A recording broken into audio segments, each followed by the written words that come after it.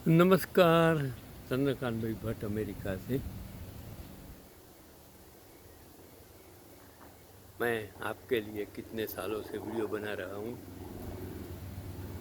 मैंने कितने सारे लोग बोलते हैं कि आपका वीडियो लोग क्यों लाइक नहीं करते हैं, सब्सक्राइब। मैंने बोला भाई मैं बिजनेस के लिए नहीं बनाता हूँ, और मुझे सिखाने वाली एक लड़की ने मुझे बताया कि आपको क्या करना चाहिए, किस तरह वीडियो बना। मैं उसका धन्यवाद देता हूँ कि उसने मुझे थोड़ा सा, क्योंकि टेक्नोलॉजी का ज़्यादा उपयोग मुझे आता नहीं है, लेकिन फिर भी मैं उपयोग करता हूँ, प्रयत्न करता हूँ, सीखता हूँ। उम्र और सीखना उसका कोई संबंध नहीं है। उम्र कितनी भी हो, आप अपनी सोच बदल कर टेक्नोलॉजी के साथ आगे बढ़ सकते हैं। वही काम मैंने मेरे जीवन में किया, क्योंकि एक शिक्षक सब कुछ कर सकता है, दुनिया को बदल देता है।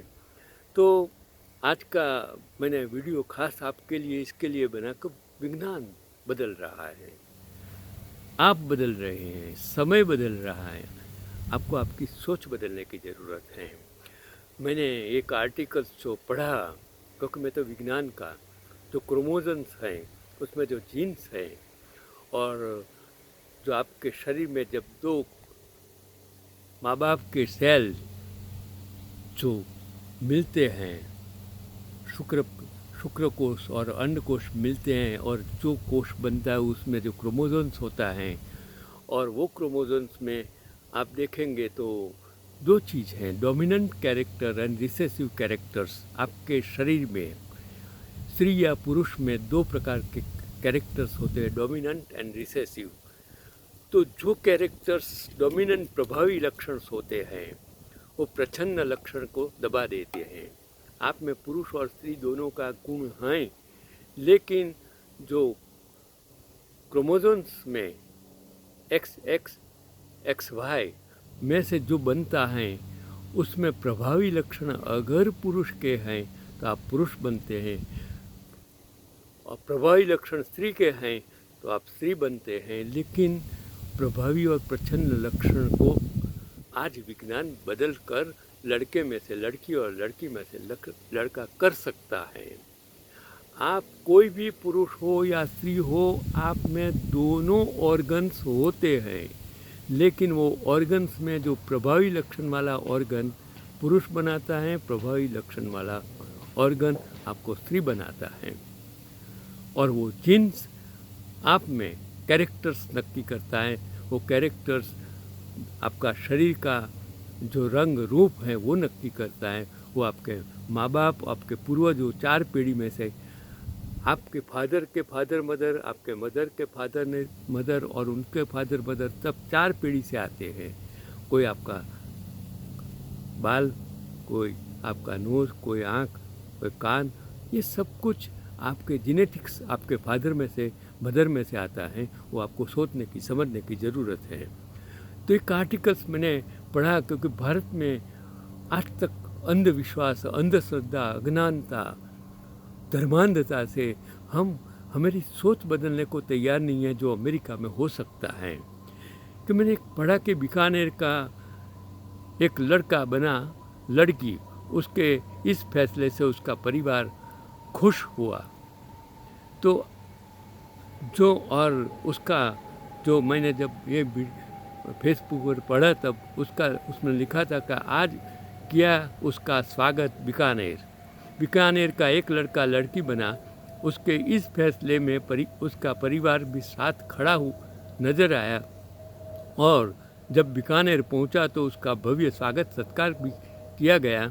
लड़की बने एक तारा माहेश्वरी का कहना था कि मेरा केवल शरीर ही लड़के का था, आत्मा नहीं। मेरा जन्म एक लड़के के रूप में हुआ था, लेकिन मुझे बचपन से लड़कियों की तरह तैयार होना पसंद होना था। घर में छुप छुप कर मम्मी की लिपस्टिक लगाना, उनकी साड़ी पहनना, बालों को सजाना, गुड़िया के साथ खेलना, दुपट्टा ओढ़ना।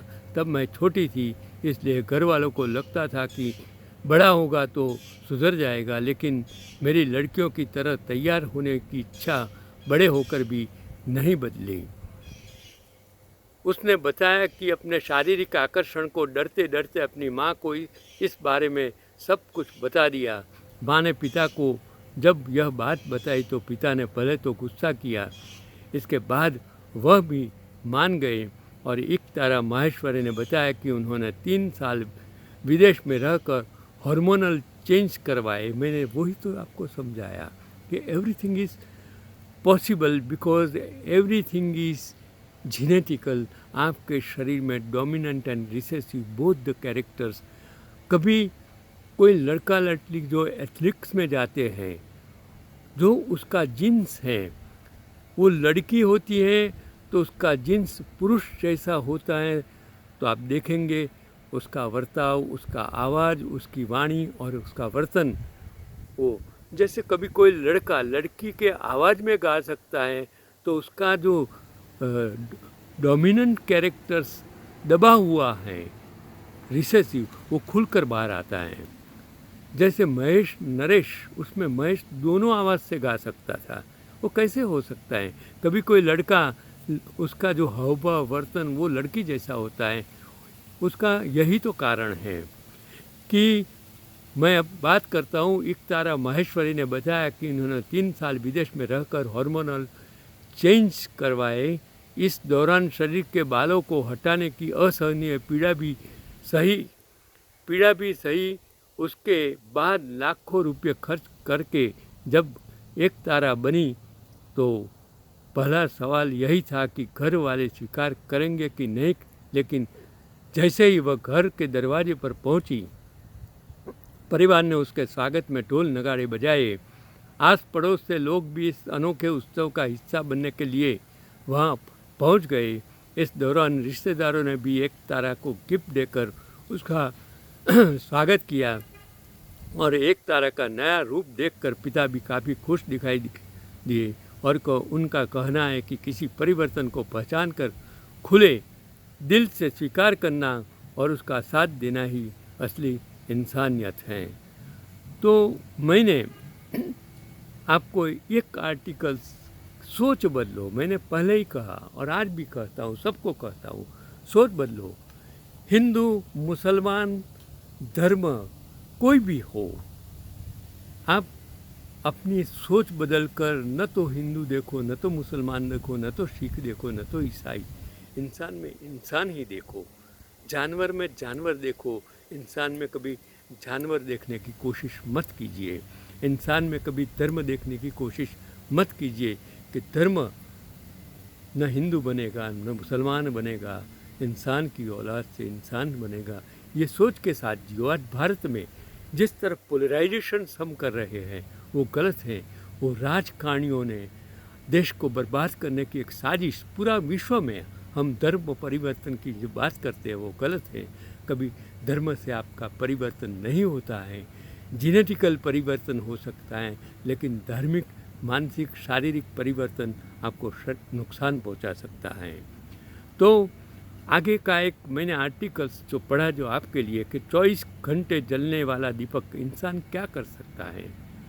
भारत हो या अमेरिका हो या कोई भी देश हो, जो टैलेंट होते हैं, जिसमें बुद्धि होती है, वो पढ़ने से नहीं, अगर उसमें स्किल है तो अपने आप बाहर आ जाती हैं। कि एक इंसान ने 24 घंटे जलने वाला दीपक छत्तीसगढ़ के, देखो छत्तीसगढ़, झारखंड, उड़ीसा, वो बैकवर्ड लोग, आदिवासी लोग हैं, जहाँ सबसे ज़्यादा मिनरल, सबसे ज़्यादा मेरा ख्याल है आर्थिक मजबूत कह सके मिनरल्स हैं, वही पछाते हैं, वही गरीब है। क्यों? क्योंकि हमारी वजह से, हमारे राजकारणियों की वजह से।